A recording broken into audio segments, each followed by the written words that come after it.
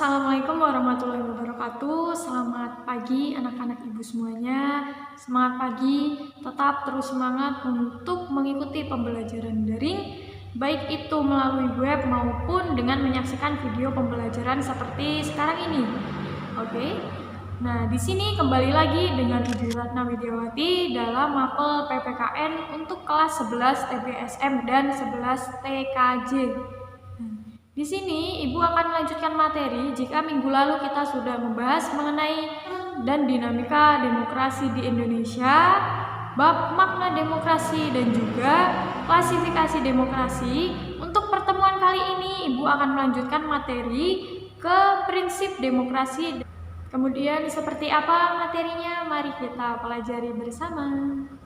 Baik, kita langsung ke materi prinsip demokrasi di Indonesia. Demokrasi yang digunakan oleh negara-negara termasuk Indonesia itu masing-masing negara memiliki sistem demokrasi yang berbeda-beda. Ada yang demokrasi presidensial, parlementer, otoriter, dan lain sebagainya. Untuk Indonesia sendiri, kita menggunakan sistem demokrasi Pancasila. Ya. Maksudnya sistem demokrasi Pancasila itu apa? Sistem demokrasi Pancasila berarti kita melaksanakan demokrasi kita berdasarkan nilai-nilai Pancasila, khususnya sila keempat. Bagaimana bunyi sila keempat? Ya, bunyi sila keempat yaitu kerakyatan yang dipimpin oleh hikmat kebijaksanaan dalam permusyawaratan perwakilan. Kemudian dalam melaksanakan sistem demokrasi Pancasila tentunya berlandaskan prinsip-prinsip tertentu. Nah, jadi seperti apa saja yang termasuk ke dalam prinsip-prinsip dasar dalam sistem demokrasi Pancasila? Ada 10 prinsip dasar demokrasi Pancasila. Nah, ke-10 prinsip itu apa saja? Mari Ibu jelaskan satu persatu. Baik, untuk prinsip demokrasi yang pertama adalah demokrasi yang berlandaskan ketuhanan yang Maha Esa. Artinya apa? Berarti dalam penyelenggaraan pemerintahan negara atau dalam sistem demokrasinya harus berlandaskan nilai-nilai ketuhanan yang Maha Esa. Sesuai dengan Pancasila sila pertama.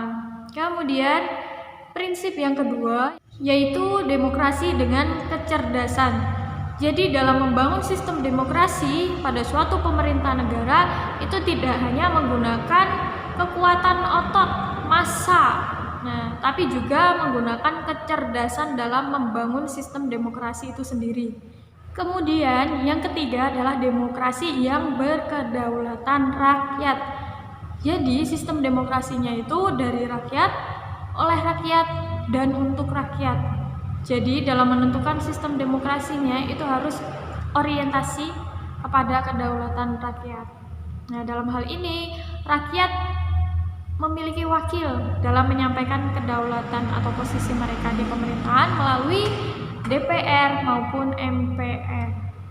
Kemudian yang keempat, demokrasi berlandaskan rule of law. Rule of law berarti berlandaskan aturan hukum. Jadi dalam pelaksanaan demokrasi itu harusnya berlandaskan dengan hukum. Kemudian yang kelima, demokrasi dengan HAM. Nah, di mana demokrasi dalam pelaksanaannya itu menjunjung tinggi nilai-nilai HAM. Tidak hanya untuk menghormati HAM, tapi juga untuk menghormati harkat dan martabat manusia. Kemudian demokrasi dengan berlandaskan pembagian kekuasaan negara.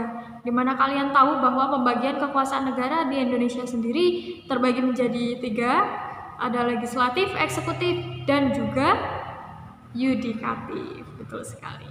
Kemudian demokrasi dengan pengadilan yang merdeka, di mana sistem peradilan itu menggunakan asas-asas dan juga prinsip yang sesuai dengan Pancasila dan UUD 1945. Kemudian demokrasi berdasar otonomi daerah atau pembagian kekuasaan dari pusat ke daerah. Kemudian demokrasi dengan kemakmuran, dan yang terakhir demokrasi yang berlandaskan keadilan sosial. Jadi inti dari demokrasi itu sendiri adalah kedaulatan rakyat, di mana rakyat di sini berperan penuh dalam mengelola negaranya. Jadi, kemajuan suatu negara itu ditentukan oleh rakyatnya juga. Nah, sekarang kalian bisa mengamati dan juga bisa menganalisis sendiri. Kira-kira bagaimana sistem demokrasi Indonesia? Apakah sudah baik atau belum berdasarkan prinsip-prinsip yang sudah Ibu jelaskan tadi? Mungkin hanya itu untuk pembelajaran kali ini. Semoga bermanfaat. Kita bertemu lagi minggu depan dengan masih tetap membahas sistem dan dinamika demokrasi Pancasila. Kita melanjutkan ke subbab yang terakhir, yaitu sekian pembelajaran untuk hari ini. Ibu harap bermanfaat ilmunya untuk kalian semuanya. Tetap semangat dalam mengikuti pembelajaran daring. Tetap ikuti protokol kesehatan yang ada. Sehat selalu. Sekian pembelajaran hari ini. Akhir wassalam. Wassalamualaikum warahmatullahi wabarakatuh.